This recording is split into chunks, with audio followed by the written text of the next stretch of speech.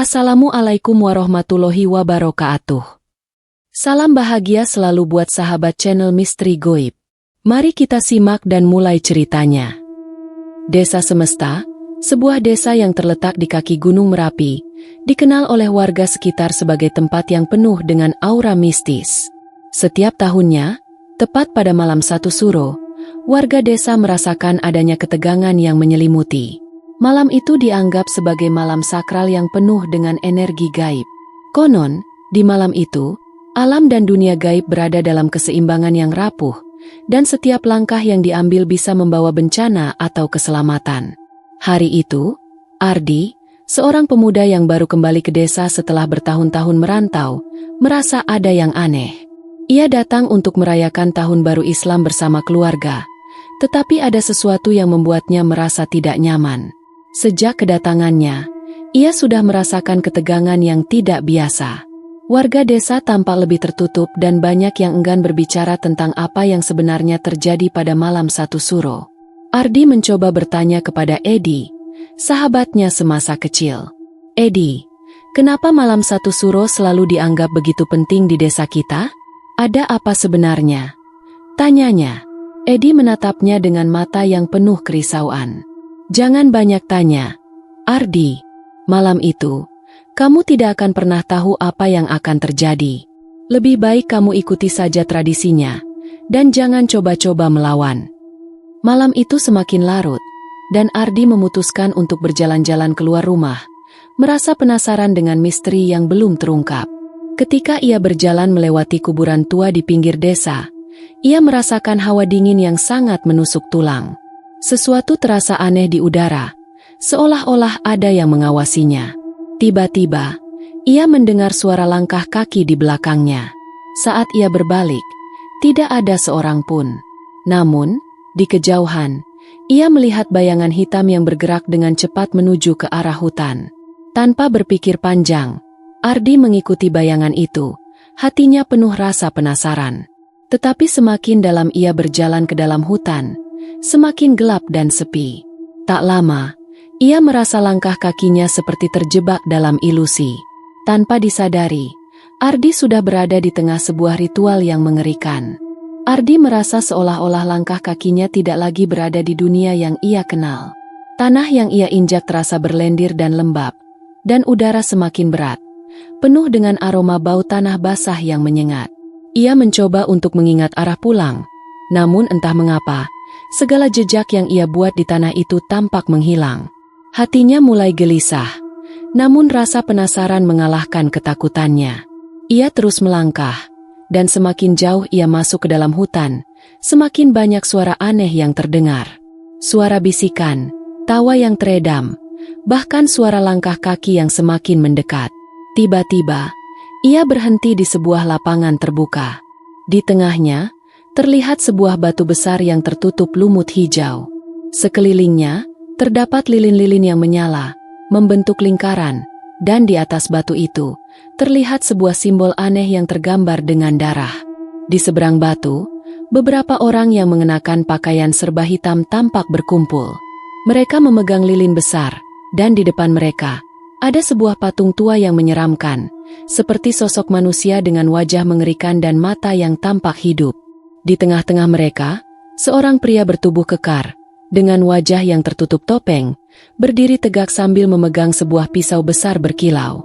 Ardi merasa tubuhnya kaku, seolah-olah ada sesuatu yang menahan setiap gerakannya. Ia merasa terhisap oleh aura gelap yang berasal dari ritual tersebut. Ia mendekat perlahan, mencoba untuk mengamati lebih dekat. Dalam keheningan yang mencekam itu, ia mendengar suara bisikan yang seolah berasal dari dalam tanah. Ambil tumbalmu, atau kita akan mengambilmu. Suara itu terdengar begitu jelas, begitu dalam, seolah berbicara langsung ke dalam pikirannya. Tanpa disadari, Ardi mulai melangkah maju, meskipun tubuhnya terasa kaku dan sulit untuk dikendalikan. Mata orang-orang yang berada di sekitar batu besar itu tiba-tiba berbalik menatapnya. Senyuman mereka tampak lebar dan penuh makna yang menakutkan.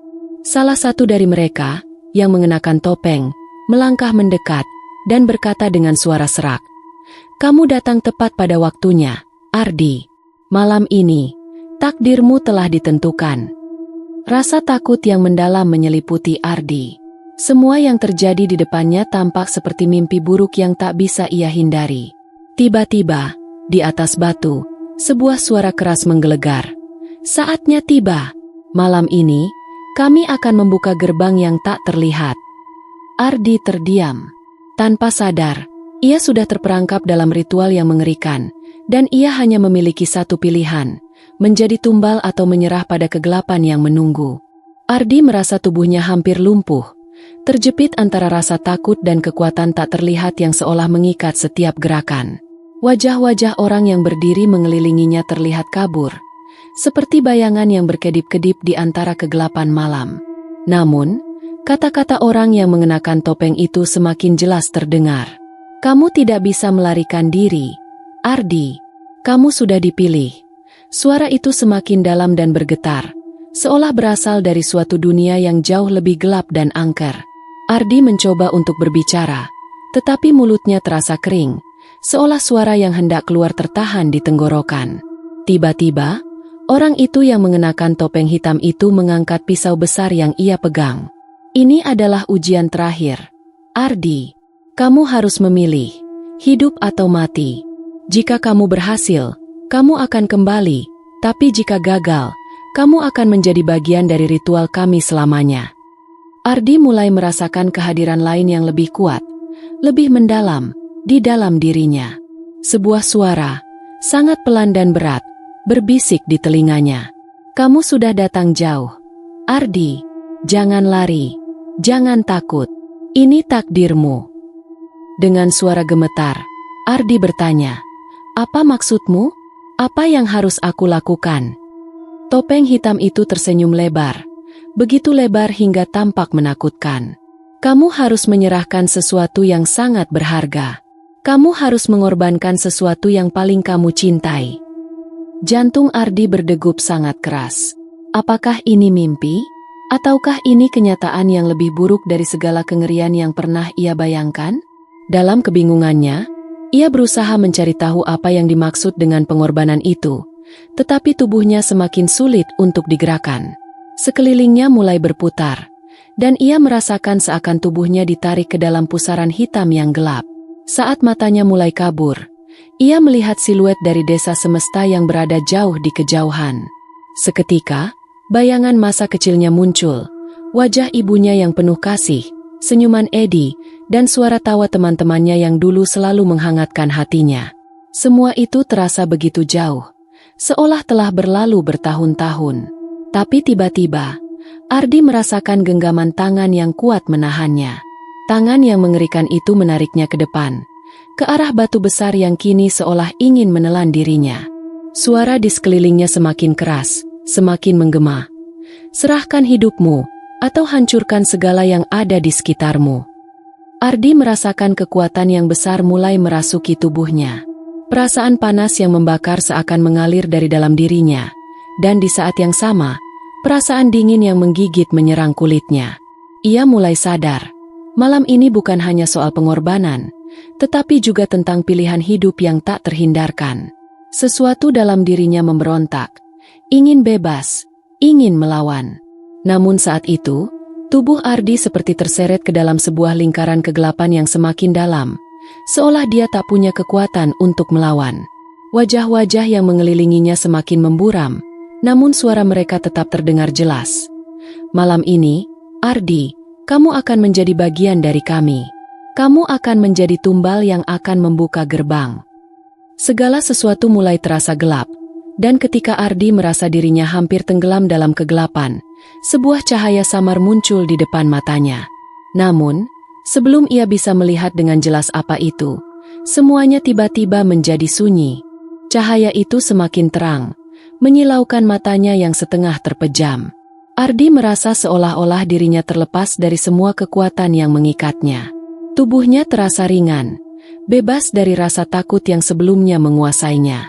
Ia terjatuh ke tanah, dengan napas terengah-engah, dan matanya terpejam rapat. Namun, sebelum ia benar-benar terlelap dalam keputusasaannya, suara itu kembali terdengar, lebih keras dan lebih menakutkan. Gerbang telah terbuka.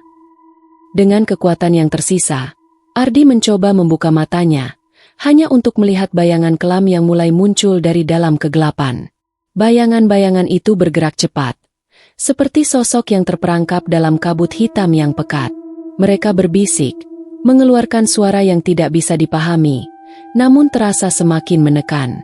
Ardi merasa seperti tubuhnya kembali terkunci oleh sesuatu yang lebih kuat daripada sebelumnya. Jika kamu tidak bisa memberi kami pengorbanan yang kami inginkan, maka kamu yang akan menjadi korban kami selamanya. Suara itu menggema, menembus seluruh tubuh Ardi, seolah menusuk sampai ke tulang belulang.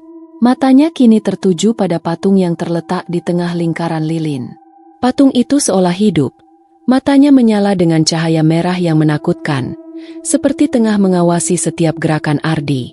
Saat ia menatap lebih dalam, bayangan dirinya sendiri tampak bergerak di dalam patung itu, seperti bayangan yang menjerit tanpa suara. Namun, saat Ardi berusaha bangkit, ia merasa dunia sekitarnya mulai berputar. Kepalanya pening, dan tubuhnya kembali terasa berat. Sesuatu dalam dirinya seolah berperang. Keinginannya untuk bertahan hidup bertabrakan dengan suara-suara yang terus membisiki dirinya untuk menyerah. "Jangan lari, Ardi. Jangan coba menghindar." Bisikan itu kembali muncul, kali ini lebih tajam dan lebih penuh ancaman. Ardi merasakan sesuatu yang aneh mulai mengalir di tubuhnya. Bukan darah, melainkan energi gelap yang asing dan menakutkan. Ia bisa merasakannya bergerak cepat dari ujung jarinya hingga ke seluruh tubuhnya, seolah-olah tubuhnya kini bukan miliknya lagi. Dalam kebingungannya, ia mendengar suara tawa yang mengerikan, seolah berasal dari dalam tanah yang retak di bawahnya. Tiba-tiba, segala sesuatu menjadi sunyi. Cahaya yang semula terang itu tiba-tiba padam, dan Ardi merasa seolah terlempar ke dalam kegelapan yang tiada batas. Di tengah kegelapan itu, ia mendengar langkah kaki berat yang mendekat. Saat itu, sebuah suara yang sangat familiar, suara ibunya, terdengar begitu jelas di telinganya.